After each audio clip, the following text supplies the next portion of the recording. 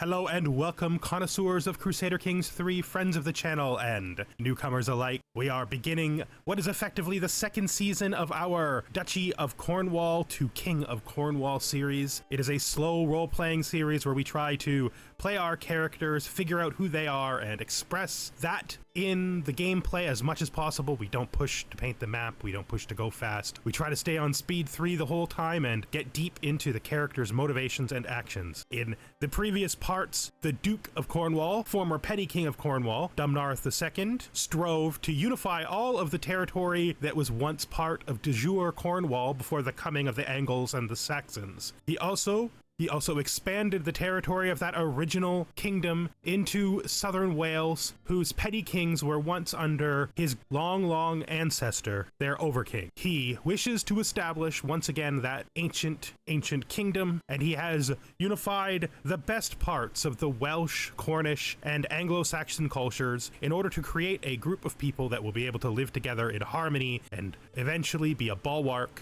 for the British Isles against the Norse. And while all of that is true, and he did fight many wars, he was also a man who was very religious, went on many pilgrimages, and tragically lost almost all of his close relatives. Our old Duke, now laid to rest, lost his son, his daughter, his brother, and his beloved wife Nest in short order, which drove him to a religious but still driven life.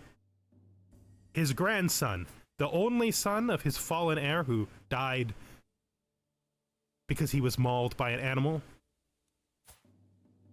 Duke Ordgar, is a young man of 21 years old, just old enough, just ready now to take over the kingdom. We're getting ahead of ourselves. Take over the duchy. Although he did serve closely beside his grandfather for quite a number of years as his steward. It was 5 years as steward he was. No, that's not right. Yeah, he was steward as soon as he was 16. So yeah, 5 years. That's exactly right. So he served as steward and helpmate to his grandfather for many years before coming into the titles himself. So let's look first at Duke Ordgar. It is essential when we begin a new section of the series that we get a good idea of the headspace of the character. He is trusting, forgiving, and patient. None of these traits implies that he's not going to pursue his goals and the goals of his family, but they do put some limits on those. For one thing, I think his trusting makes him also very honorable, although he doesn't have that trait. I mean, not honorable. I was going to say honest, but he doesn't have that trait. Because he trusts others, he also expects others to be trustworthy, and he wants others to trust him, so he expects to be trustworthy, which is a kind of honesty. That means likely he will not mince words with the young King of England. He will not pretend to be his ally. If he offers us a position on the council, even if it's the tasty steward gold pumping position that our grandfather held for many years, we will say no. We will also say no to any invitation to swear fealty, because we do not intend to stay for long. I mean, we're not going to go over there and just tell him we're going to rebel, but we're also not going to pretend like we hold him any personal or legal obligations. At least none that we have none to him that we acknowledge. This is the King of England. His father was very briefly the King of England. When his father took the position over, the electors of England attempted to raise up Dumnarth as his heir, but Dumnarth refused, which caused this boy to become the King of England. England is not strong, but they are still held up by one strong alliance here. Whoops, clicked off that too fast. Which is King Louis II of West Francia. King Louis is actually comparable to strength with us, which is interesting. We are very strong, though, for our position in the world. Our grandfather did a great job of holding everything together. So that was our little discussion of his honesty, Forgiving means that he will try to see the best in people, and that when people do slight wrongs or small crimes, he will forgive them with pardons, and he will continue to treat them the same as he did before. But don't get the wrong idea. Forgiving doesn't mean that he will forgive anything. There are things even a forgiving man can't forgive, and we may find some of those things while we play as him and we spend time with him. And patient just means that he is unlikely to jump on his wants. He will wait until an opportunity arises, and the first way that is going to manifest is with the Independence War against England. It is my intent that at the beginning of the game, he will basically be using two categories, two qualifiers, to decide whether or not he declares war on England. And those qualifiers he will not defy. The first is he will declare independence not long after he becomes exalted among men. That is because he will then believe that he is acknowledged as being worthy of the crown that he seeks, and thus declare independence and fight that war then. Or he will declare independence at any point in time in which other vassals rise up for their own purposes in England, or if England is beset by multiple wars, because, again, patient doesn't mean we don't seek our goals. It means we're pragmatic about it. And if the good opportunity to attack because of extra weakness in England occurs, it is not patience to let such an opportunity pass. It's folly. Let's talk about his wife here. She's a very good support to him. She has excellent diplomacy. Somebody pointed out the fact that she did not properly migrate. For some reason, her location data stayed in his old place, so I just had him call her to court for free just before I started talking, and it worked fine, and now she's in her proper position like she's supposed to be. Something I've noticed, it's not that common, but it does happen in tours and tournaments where people will forget their location when they move. But it was easily fixed. I just invited her, and because she's his wife, it was free, so she just came over. She is on assist ruler now, but we're going to put her on court politics because she's just so good at it. She takes him from being very poor at diplomacy to being actually quite excellent, which is perfect. We're losing one in all of his other stats, but I'm not sure any of that stuff is going to matter. She's actually capable of giving him quite a few points in a few other things too, because of her pretty good skills, but diplomacy, I think, court politics is exactly what we need, because there are some mixed feelings around about the people that we have in our court, because we are so young and new. Generally, people like us, probably mostly because they liked our grandfather, and also because, you know, we have some pretty good traits. We're virtuous. Forgiving also makes people generally like you, right? We're also already distinguished, which is nice. Moving rapidly towards illustrious. So we should, well, not rapidly yet, but soon. So we should turn these people to our side over time. Earl Ealdwulf is the son, I believe, of the former Duke of Weiss, a title that we now hold. He was eventually talked over into accepting his new position as the Count of Berkshire by our grandfather, but that doesn't mean that relationship will stick out with us. For now, though, he seems okay. I mean, as you can see, he is a title claimant. He also considers us to be an unpreferred heir, which is interesting, but at least he's there, right? Like, I don't know who he would have preferred instead. Maybe himself. Probably himself. We have Lord Arthael, the son of long-serving and well-loved Lord Howell of Deheberth.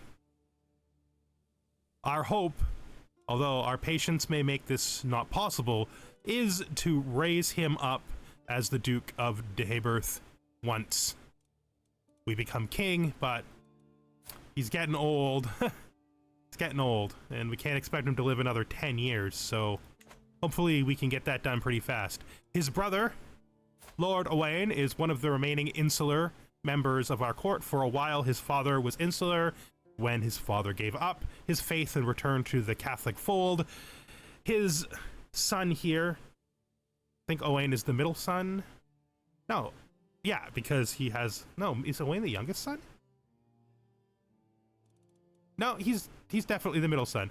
So Owain did not convert to Catholicism with his father. We have converted his domain though, so he may eventually drift back over. If we look down here, we have the long-standing loyal knight, Earl Aelwulf of Hampshire, who we recently rose up. He served as caravan master and as master of the hunt for many years underneath our grandfather, and he is one of our better knights, one of our better commanders, and his wife was our guardian and the guardian of our young uncle. She did very well by us, because she's a pretty good guardian for a steward, which means she helped us get our 3 gold stars. But one of the things that has been noted in the comments is that she is not actually a very good guardian for our poor, beleaguered uncle, because she's not of our culture, which means she's not getting the storyteller bonus, and she has absolutely no idea about martial at all, and because I sent him away so fast to rule this land, possibly an ill-conceived choice, possibly just trying to divest ourselves of responsibility for the boy, we have no influence to change his guardian, so we're just gonna have to hope that he does okay. That she has the intelligent trait, so hopefully she will at least do okay. I mean, she's also got a bit of intelligence here, which isn't bad. She's just not suited to it properly. Now, in an earlier part where I was talking about Ordgar here, Ordgar, not really sure how to pronounce his name. It's probably going to end up being with like a really quiet R, like Ordgar, but we'll see. I was saying, I originally said that she, the guardian, let's get back to her, might manipulate him into marrying the daughter, but he insisted over and over again on picking his own wife, and he finally picked one that's kind of suitable. And I've noticed also that he doesn't have a really good relationship with her. I mean, it's still negative, even though his diplomacy just went up by so much. It also doesn't have a good relationship with his mother, with the mother. So probably he ended up seeing through her machinations, and that's why he rejected her as a possible wife. She has been well served, though. This family's been well served by him because he elevated the father here, which means since she is the only child, and I don't think she's going to have any more. She might. It's possible. I mean, in this game, 3 more years is a good shot, at least a somewhat of a shot that they will have another child. But as it appears right now, she's going to be the heir, so she will eventually take this territory, and that feels like serving the family well, I think.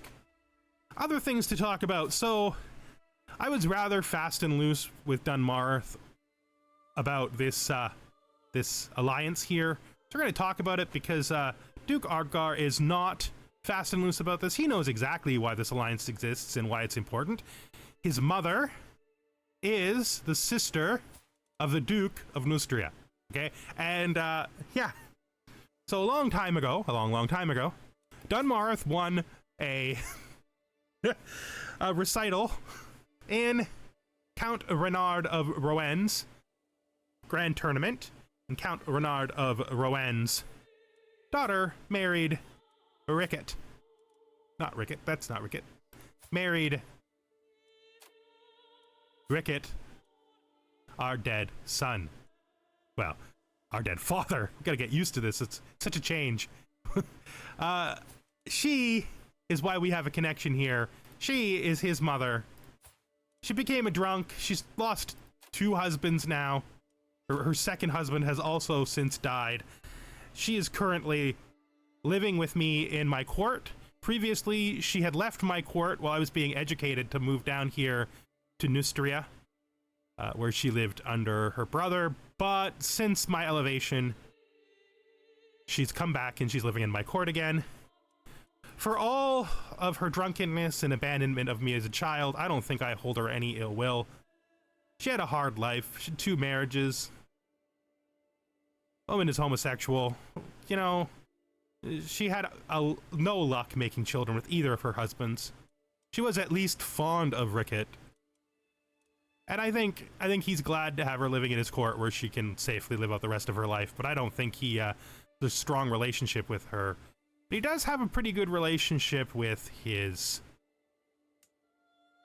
French uncle here. It's not great, but it is a relationship that I would like to develop. I could definitely see them becoming closer over time. Guy is pretty close to him in age. In fact, of all the relatives around him, he's the one closest to him in age. So if we can develop a relationship here, I think that would be good. And strengthening this alliance is just good for us as well. It is our only alliance right now, and he's doing pretty good for himself. His father never did end up getting the title of Duke of Neustria, but, you know, Renard here has found his way to become elevated to it. It's going to be a close connection, I think, down here. As for other things in the neighborhood that we need to talk about before we can unpause, yeah, it's a lot of paused for the first episode.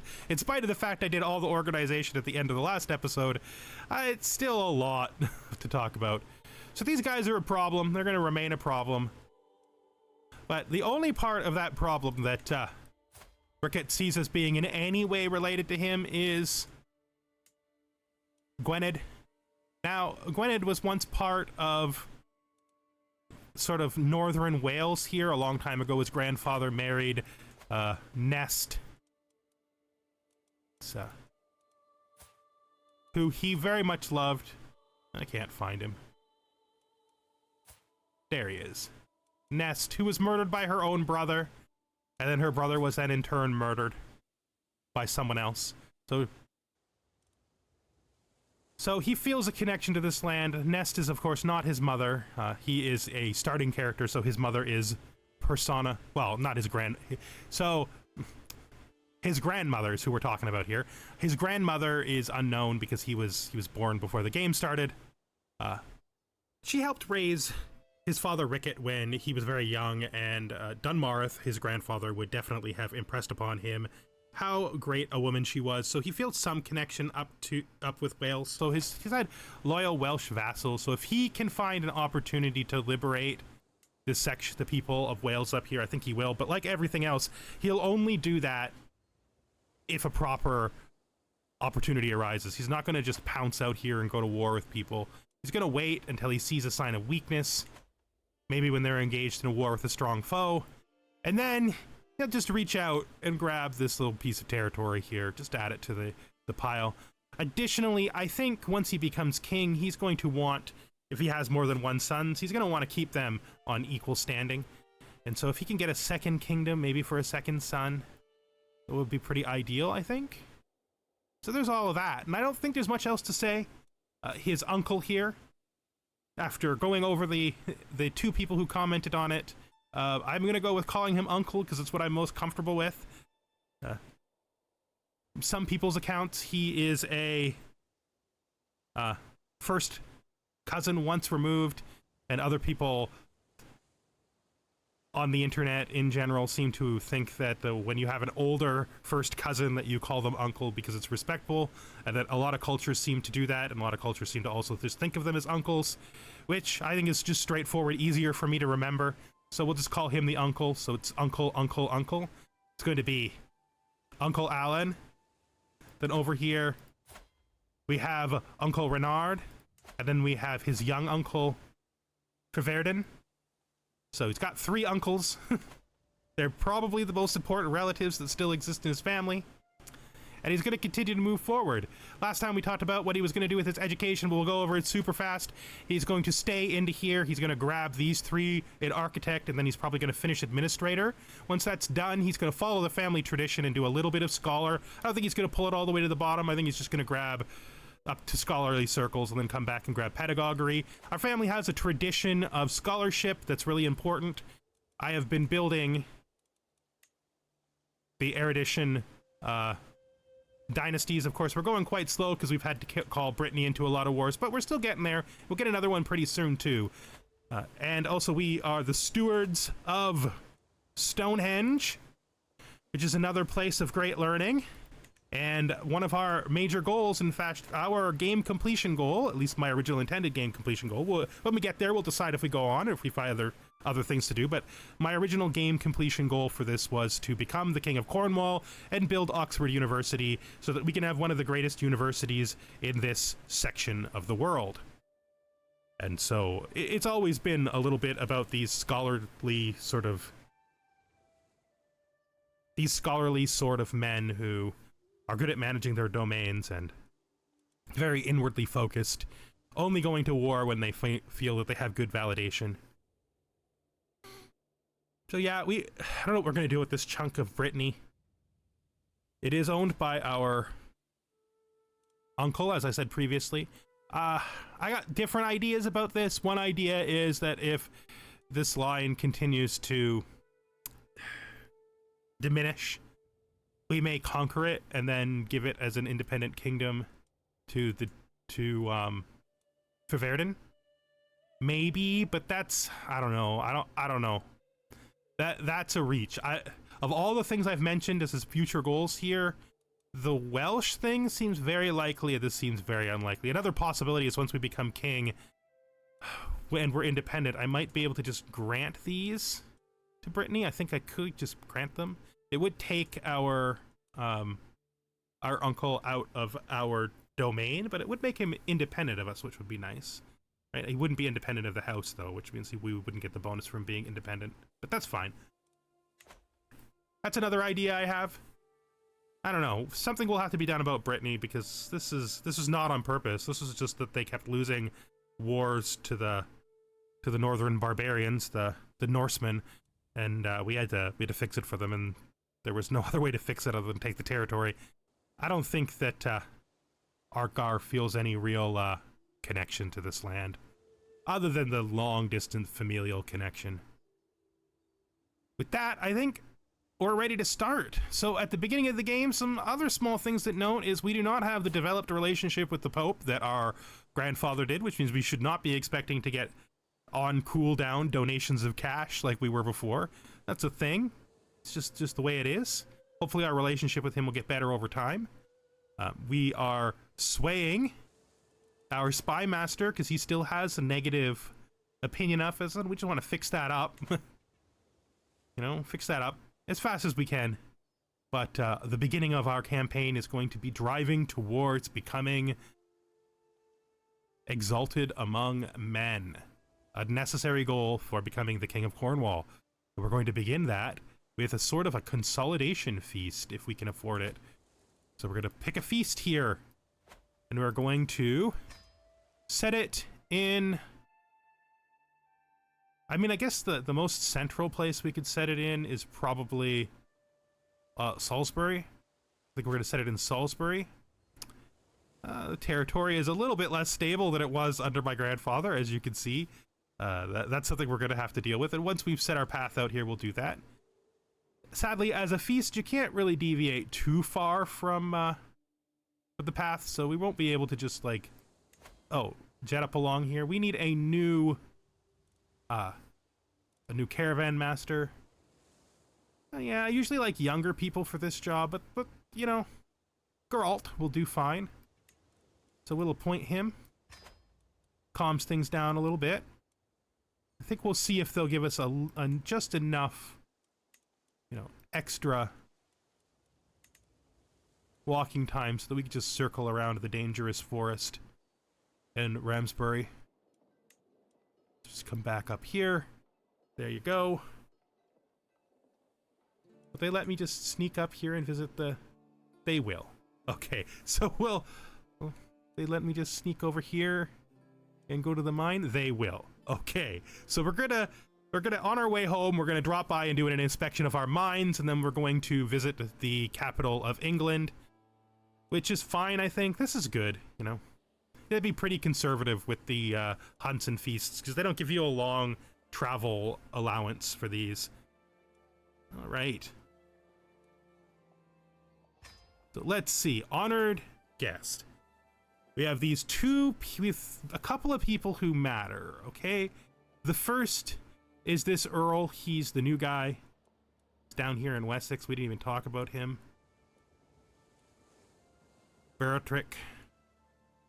So he's our newest vassal, taken in the last war. So I don't know if I care about him enough to make him the honored guest, though. Maybe I make Owain the honored guest if he's coming. It doesn't look like he's coming. Suppose I shouldn't be surprised that he's not coming. Okay, well, second choice, if not Owain, will be Ealdwulf. So, that Earl, where is he? The Earl down in Wessex isn't as important to us because if we become independent and then we become king, he will become somebody else's problem, but that's still years away. So we will have to do something about him. So why don't we reverse this? Why don't we give the honored guest to the Earl, and then we will pick befriend, and we will attempt to befriend Ealdwulf, because he is a permanent vassal, because we're not going to be giving up that duchy title, we're keeping it. That's good. It doesn't need to be a huge affair. We have some... I don't think we have enough leeway to spend... Oh, yeah, we don't. So... can we add more food? No. No. It's just middle of the road, but that's okay for the start. And we're going to do a feast, and the feast is to celebrate us coming into our grandfather's power, and to just be out there and, you know, show them how honorable a duke will be. All right. Here we go. Our grandfather was very traveled, and we would like to follow in his footsteps in that, but we are not as religious as he was, so we probably won't be doing pilgrimages. Mostly, I think we'll be hunting, like our own father and grandfather also hunted a lot, doing feasts, and then tours. We just want to solidify a strong realm, and we want the wars to be the exception. We want a really good reason to have a war. The English war, of course, is inevitable. The Welsh war is probably inevitable, but beyond that, I don't know how much warring we'll do. We'll see. We have a lovely time ahead of us. Okay. Oh, what is this? Oh, of course, it's they're electing the King of England. Who's in first? Who's in first? You? Well, so we'll vote for you. All right. Oh, we have to do something about this too. Should we do it now? I think we'll do it now. Just pause and do it now. So the way this works is when you take over as a king or as a ruler who has accolades, the game prefers your accolades over the ones existing. So if you want the old ones, and we definitely do, because I don't like this combination at all, you got to retire the existing ones, which of course costs you a little bit. And then you should be able to go to inactive, and then you should be able to reinstate the ones of the previous ruler. So we're going to reinstate the Knight of Might here. We should give them their own proper name. I'm going to think about that. We're going to give them their own proper name.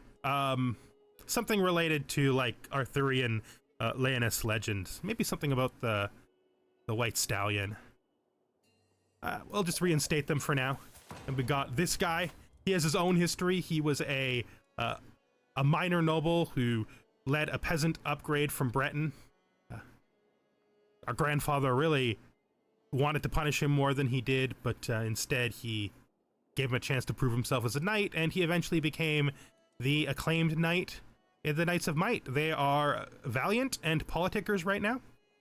Previously they were archers, which is how we got these 6/5s, but that's long since been over. And this guy, I don't even know anything about this guy. Oh, he's not too bright. But, you know, you don't have to be too bright to be a warrior. Oh, this is the guy who we promoted right at the end of the last episode, I think. I have a distinct memory of an 18 prowess and a 16 martial. I think that's who this is. Yeah, okay. That's great. So we've reinstated them because they're just better. Our grandfather's a knightly order instead of the one in our own. Now, we may want to destroy this because we'll see. This guy's not very good, and the only way to get him to stop being a knight is to destroy this. He's good enough to be an acclaimed knight, but he's really not good enough to serve in the army, so we're gonna get rid of this. I really don't like it anyway. And then that should allow, he should fall out as a knight. He's still our bottom knight. We do need to do some recruiting. Ah, we'll do that too. But we're at the feast. We can't do everything at once. Let's focus on the feast. Let's keep it together. Plus, we're getting close to the end of the episode. Usually I try to end around 30 minutes unless there's a really good reason to extend them, and there has been for the last couple of episodes, but I think we're going to finish this, and then maybe we'll look for some knights quickly. Owain. Really? I get it. I get it, but come on. Does your brother even support? I don't think your brother would even have the audacity to support you in this. No, he doesn't. Of course he doesn't. Your brother is actually pretty loyal.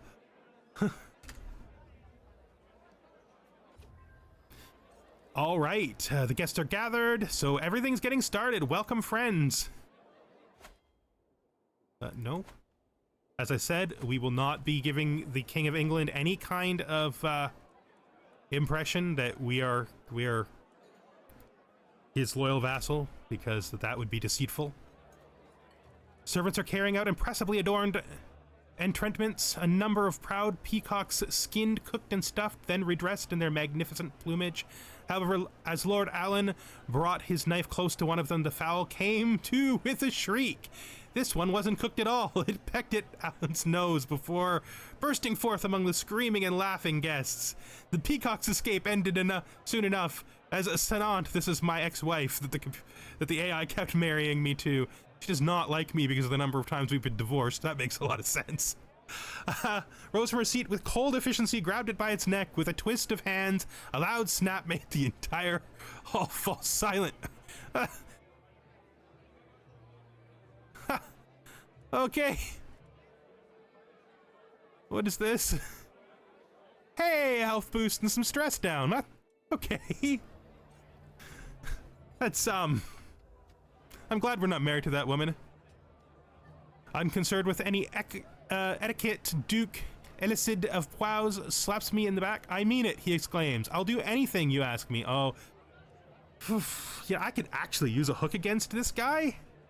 And I'm trusting, so when he says he'll owe me, I believe him. After days and nights of joyous company, my feast is soon going to be over. Oh, I never changed this to befriend. Shoot. Well, that's okay. Most every guest seems to be pleased except Alan, who is still clutching his nose where the peacock marked him. You know, I know these callouts are not that great, but still, this is what I like. What? Are you kidding me? Uncle, I did not do any such thing. That's a thing that happened, not a thing that I did. That's not how this works. What did I promise? Oh God, now I'm promising people things. A promise is a promise, I guess. That's the argument I used against the other guy, right? Just be consistent. Okay, so let's mingle with the folks here. Now, this probably isn't that good for me because I don't have that many traits yet that are valuable for this. I'd like to fix Lord Alan if I can, but I have no traits in common with him at all. So I guess that's a thing. I don't need the stress loss. I guess we're going to take this anyway because it seems more right. Although, no, this was his actual purpose, right? His actual purpose was to see and be seen, so we're gonna take the see and be seen. Alright, the feast is starting to draw to a close. My visitors are surely expecting me to lavish a little attention on an Earl Beortrick, our esteemed guest of honor. Yeah, we always, unless it's a rival and we're trying to just be an arse on purpose, we always give them the toast. That's the whole point in putting them there, right? Can't believe I missed the friendship thing. And with that, it's all done. So we gained some progress towards Eager Reveler, some prestige. Everybody likes us a little bit better. We finished the feast. Okay, that did not go how we'd hoped. That did not go how we hoped.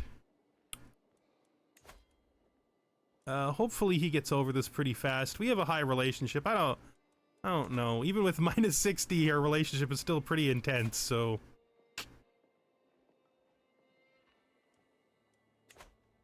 So I'm not sure about that. Let's just end up by seeing if we can quickly... If we have any women in the court we can marry to get ourselves... Oh, we still have prisoners from the last war. This guy can just go. And this lady can just go.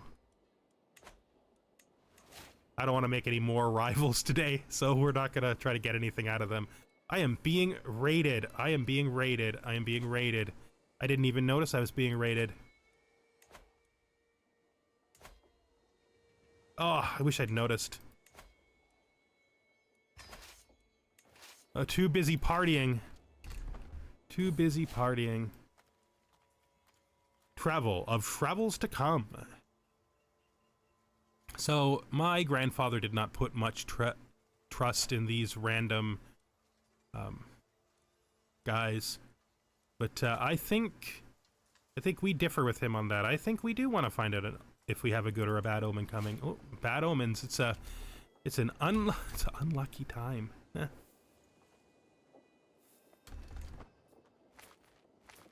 This sucks. The fact this is in Lord Alan's territory just makes the whole situation a little worse. We should have done something about this for him. We were too busy partying to notice that he needed help in his territory. All right, we have arrived home.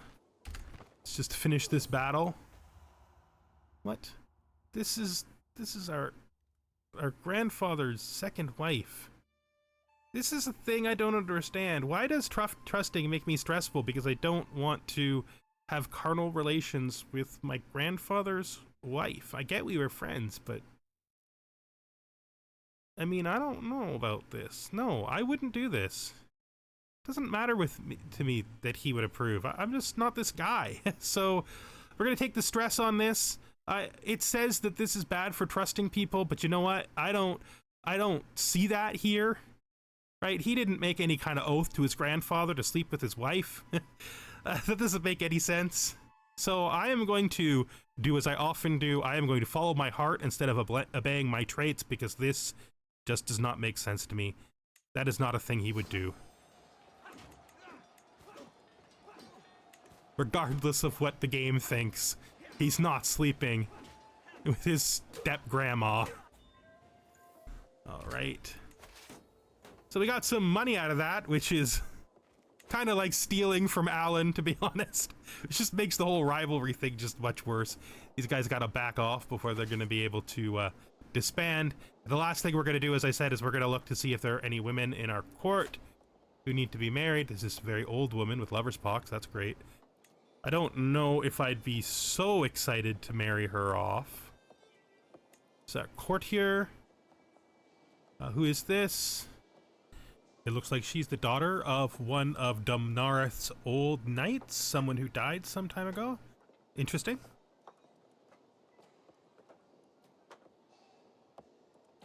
Yeah, so she was previously married to our former doctor and court tutor. We're gonna see if we can find someone with her. I'm gonna try to stick to local people. People who are Anglo-Saxon, Breton, Welsh, or Alanis, or if there's any Cornish people left over, we'll grab them too. So this guy looks like a good choice. His prowess is definitely in range, and he definitely fits all the qualifications. He's also a poet. I mean, they're both minor nobles, so it's not... It's actually a down marriage for her, interestingly enough. Who is she related to that makes this... Oh. Used to be a count in Ireland. Well, I mean, it's a down marriage, but her position isn't what it once was, so let's just... She's a claim. I don't think she came here for a claim, though. I think she came here because of this guy, right? Her father. So we don't owe her a claim. She's not going to just leave from the claim. So we'll just do that. Whew, our ex-wife who absolutely despises us. Divorced me, yes, that's true. That's true. So she has claims on Wales. Should marry all my knights, but I'll probably do that off camera when this episode is over. That is the only unmarried woman that is in our court who doesn't have lover's box. I don't feel like we would marry this woman off. I don't feel like that's what we would do. She can stay here and live, but I don't think we'd marry her off. She'd just die in our court, I guess. This is... Oh, she's here as a guest. Interesting. That's fine. That one extra night will do. I think that pushes our last 10 off and replaces a 10 with a much, much higher person. And I think that's going to be the end of the first episode. We've gone a little over again. It's 41 minutes, but that's perfectly fine. We were getting started on a new character, and there was so much to talk about. Thank you all for watching. Thank you for all the support, and thank you for all the comments. I have been very happy with this series so far, and just this whole game has been great. The game has just given me so much to work with, which is rare sometimes, you know, but it does happen. This is the marriage proposal, and with that, we're done for now. And I hope to see you the next time we are here with Duke Ordgar of Cornwall. Goodbye for now.